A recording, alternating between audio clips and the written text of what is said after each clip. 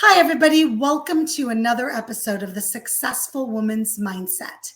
My name is Galit Ventura-Rozen. I am co-founder of Everyday Woman and this amazing channel, Everyday Woman TV, as well as a professional speaker, business expert, and commercial real estate broker. One of my favorite things to do in the world is interview fabulous ladies from all over the world. And we have a beautiful woman joining us today from Colombia, Sierra Melcher. Welcome, Sierra. Hi, Galit. I'm so glad we get this opportunity to be here. It's great to be here. Thanks. You embody someone that I have never met. Well, did we meet in person? We met in Vegas at a conference a couple of years ago. Once upon a time. One time. Yep. Yeah. But we connected, I think even before that. But typically when I connect with women online, I never even get to meet them in person. So you kind of are that special. I love when I get you, but it's not often. But one of my favorite things is I get to build this community that's worldwide with women that I could reach out to you and be like, I want you on my show. And you go, hey, let's do it. And I know I've been on your show as well. Yes, absolutely. I love it. And we met back when it was really easy to meet people in person. Yes. And the whole world has changed. And so most relationships are just like this now. But I love those threads that are a little bit stronger because they were forged in real life. Absolutely. Well, I'm going to tell everybody a little bit about you and what we're going to be talking about today. And let's jump in. You have some great experience and information to share with everybody today. And I don't want them to miss out on learning as much as they can because we have a fabulous audience at Everyday Woman TV. So here we go. Sierra is a best-selling author, international speaker, and educator. She's founder of Red Thread Publishing. She leads an all-female, let me say that again, one of my favorite things, all-female publishing company with a mission to support 10,000 women to become successful published authors. She offers world-class coaching and courses as well, of course, because she has plenty of time to do that too, that focus on community, collaboration, and a uniquely feminine approach at every stage of the author process. And we're going to be jumping into a lot of that today so we can give some golden nuggets to those that are listening. So once again, we decided we kind of wanted to talk a little bit about the topic, the impossible being easy. Tell me what that means, Sierra. Well, it's something that comes up in conversation with our authors and our community all the time. And it was true for me too. Before I wrote and published, it was something that I always wanted to do. And women come and say, like, I've been dreaming of being an author for 10 years. I'm like, yeah, I know that space. And before we do something, it feels big and overwhelming, and it is impossible until we have either a container or the coach or the motivation that's strong enough to actually burn through the resistance, the fear, the doubt, the not knowing, right? Yeah. When we don't know how to do something, it is impossible. When we learn how to do it, we've done it, it's easy. And that's what I wanted to talk about, because it makes my brain say, what? Wait a minute. How can these be the same thing? But it's what we are really working on in this mission of 10,000 women to become published authors. Even for us, still feels really epically huge because we haven't accomplished it yet. But when we're done, we're going to look back and say, oh, that was easy. Anything that you've accomplished in your own life, and anyone listening can do the same thing. And there's like, oh, well, I know how to do that. That's easy. Yes. Anybody and one of the keywords you said that I really, really want to focus on next is the how. I use that statement a lot. A lot of women specifically, especially women, and I'm going to pick on us for a minute. We are not ones to easily try something if we don't know how. There's statistics out there, something like, and don't quote me, something like if a woman has the qualifications to apply for a job, it's something like 68% of they won't do it unless they're 90% or above. A man will apply if he's 68% or above. 48%. Yeah. Like, I think I can do it. Just give me a chance and I'll try it. Exactly. A woman needs like 110% guaranteed that I can smash this out of the park. Otherwise, I'm not going to try. Or if I'm not even qualified, I won't even try.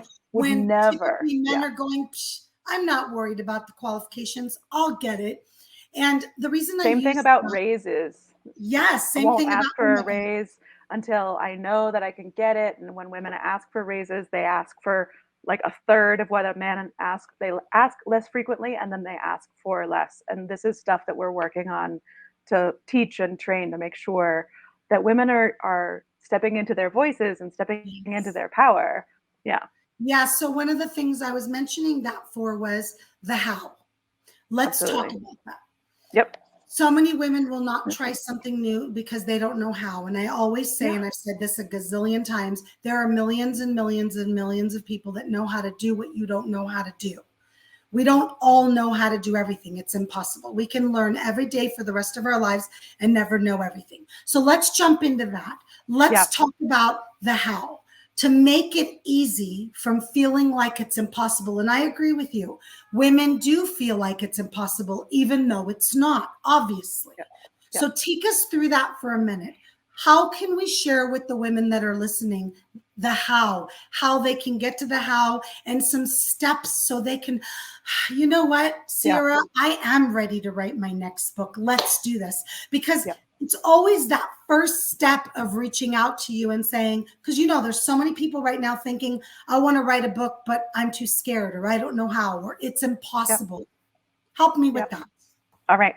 So I was one of these people, right? I spent it was probably a decade in this, I don't know. And I tried and I kept on bumping up against one or other obstacle and would put it aside and torment myself and so on.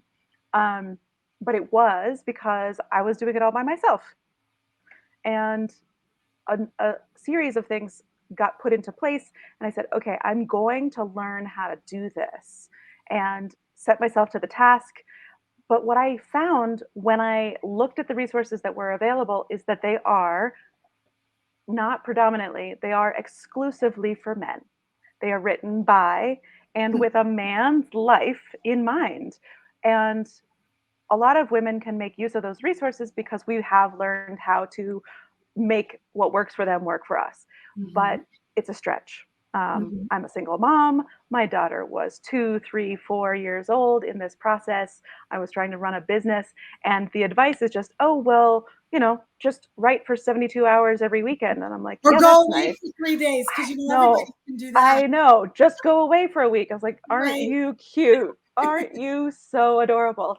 And so I had been using I've been learning about women's natural cycles and energy flow and really how to optimize sort of instead of being linear, being really embracing the strength of women, which is very cyclical, is that we can rest and then plan and then smash something out. We can be so much more effective at certain times of the month and then rest and revise. And so we've used this cyclical nature to create a methodology that's actually a lot more feminine, and take that traditional advice and reframe it in a way that works for women.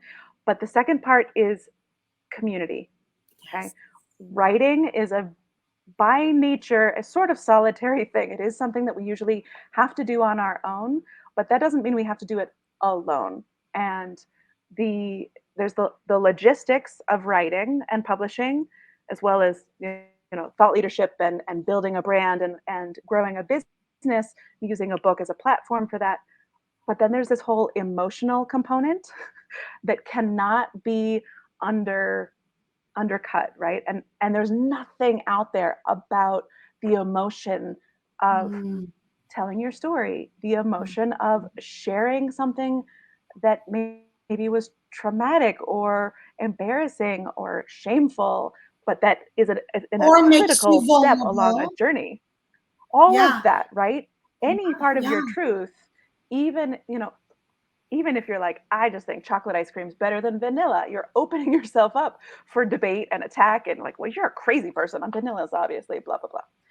It's wrought with emotion, and to be in a space where you're not the only one, where there are people at all phases of this writer, thought leader, becoming more visible, showing up, sharing your story, trying to impact the world. We show up as women when we know there's someone who can benefit from our being there. And when we can show up for one another, it increases the capacity with which we show up for ourselves. And so we have weekly writer's circle that teaches this 4-part writing process, which echoes in the 4-part creation process that we use for publishing, that it's not just smash it out. It's not linear. It's not just, if you haven't gotten there, you should push harder and work harder. It's, okay, let's look at this strategically. Where are you in the process? And everything that we do is broken down into this 4 steps. So you're here, do one next small thing. And Yes. when you can do that next thing, and if you don't know how, then you have a resource, or you have a community, or you have someone to reach out to who has been there, or who can just encourage you along. We haven't built like a hierarchical system because that's not what we believe in. It is definitely empowering each woman to, even, I say all the time, ask your question, ask your writing question, ask your publishing question to the community, because 2 things are going to happen. 1, someone in the community knows the answer and really wants to share what she's learned with you. And the other is there's probably someone else in the community with the same question, who's quiet, who maybe even hasn't figured out how to ask the question. And she needs your question to guide her on the journey. Sure. And so when we start showing up for ourselves in even our own learning, that is teaching someone else. It's very So cool. I'm going to stop you because we only have a few more minutes, and I really want know. to chat about some of the things you said. Okay, because I think it's so important for everyone to listen to this. Number 1, what I heard is you're not alone. Don't think you have to do this alone. Don't think there isn't a great community. Sierra's got one where you can have the support you need while you're going through what I consider as a journey. There's a reason they call it a labor of love to write your book. I did not make that up. I'm an author myself. I wrote one of my own books, and I've also written 3 anthologies with women that I put together. So I'm very familiar with writing my own book. I think it's like 35,000 words. So it's a nice size book. The second thing you need to think about, aside from community, is you need to recognize that you are putting yourself out there and you are a bit vulnerable, as what Sierra said. And at the end of the day, what helps me and what helps the women that I work with when we work in their businesses is, remember, it's not about you. It's about that one person that you're going to impact in a positive way by sharing your story. Sierra, one of my favorite things of doing the anthologies, and one of them had 51 women, was the fact that these women shared their vulnerable stories and then were able to impact somebody positively because those people could relate. So I love that you brought that up. But Sierra talked about, look, don't let the house stop you. Number 1. Number 2, there is a community out there to support you. Reach out to Sierra. She'll share hers with you. Number 3, you don't have to do this alone. And one of the things you said last was there's a process to it. It's not you wake up in the morning and you spill out a book. Sierra teaches you the process to do it as well. That also becomes very overwhelming for women. Oh my God, how am I going to write a book? Stop worrying about how to write a book. Just get started, right, Sierra? One step at a time. Yep. I love that. Will you do us a favor? Tell everybody a little bit about how they can find you, how they can learn how to work with you, because I know you offer really just about everything to write your book. I want to call it, we do. I love the one-stop shops. I'm like that with my commercial real estate company. And I love that they can come and just kind of get everything they need.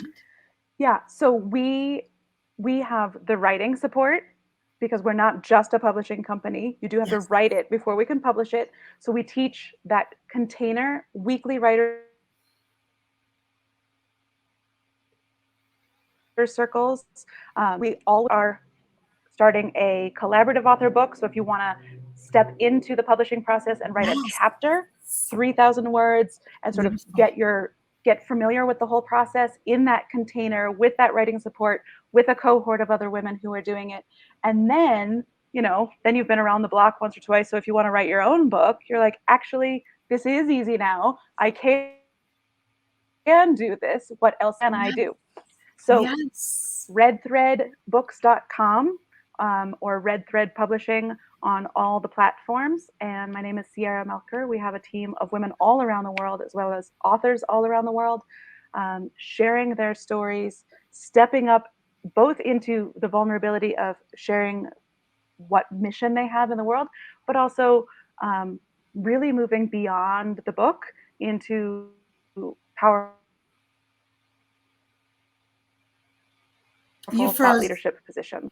Perfect. You froze right at the end. So moving from the book to, say that again. So moving beyond the book, publishing focuses on, a lot of publishing focuses on the completion of the book. Yes. But it's a labor of love. We talk about books like babies. Yes. You can't just give birth to this book. There is a whole process beyond the book. And how do you use a book to establish your credibility, to really clarify yourself as the expert in a particular field, and use that book to position yourself as a thought leader, a change maker. So there is a whole third part. It's the writing, the publishing, and then the thought leadership beyond, and it goes on forever. Yeah, because you want to really milk it. You went and you worked your booty off on this book. I'm now 3.5 years after my first book was published, and I'm still using it, like you said. Speaking engagements, interviews, published articles, getting clients. All of it. You don't want to think I wrote a book and then I'm done. You've got to keep really taking care of it and babying it and promoting it. And Sierra teaches all of that. I love that you shared all of that, Sierra. Thank you so much. And we'll make sure that we share all of your information with our watchers. I love that we connected again. It's been a little bit for us. I love your flower for Columbia. Thank you. That's so much fun. Every day. And I appreciate you so much joining me today. I am so glad to be here. Thank you for this opportunity to share what we're working on. Yes. And everybody watching and listening, thank you so much for joining me for another episode of The Successful Woman's Mindset. You can find us on 19 streaming platforms as well as everydaywoman.tv.com, as you know, because you're probably watching there. And I want to share with you more than anything that our goal at Everyday Woman is to have 100 show hosts before the end of this year. As of today, which will already be old news, we're already at 31. So if you're interested, please reach out and please make sure to watch all of the amazing show hosts and all of their shows on our channel. Thank you so much. See you guys next time. Bye.